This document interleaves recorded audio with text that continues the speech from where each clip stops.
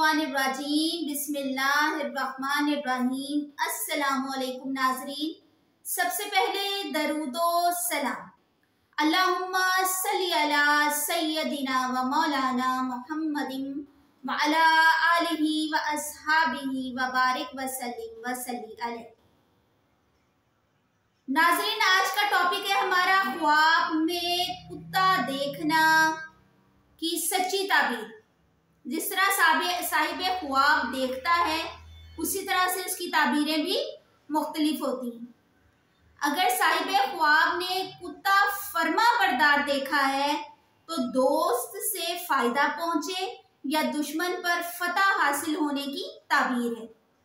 अगर साहिब ख्वाब ने कुत्ता हमला आवर देखा है तो शैतान के नागे में फंसने या दुश्मन से मुकाबला हो और नुकसान पहुंचने की ताबीर है। अगर कुत्ते का अपने ऊपर भौंकना देखा है ख्वाब में तो गलत लोगों में फंसने की ताबीर है। खुद को सजा देने का इरादा करे मगर अजबर ना हो सके। कुत्ते का काटना देखना, अगर आपने देखा है ख्वाब में कि कुत्ते ने आप पर हमला किया है, आपको काटा है, तो इसकी ताबीर है कि दुश्मन से नुकसान पहुंचे मगर दिल मुतमईन रहे।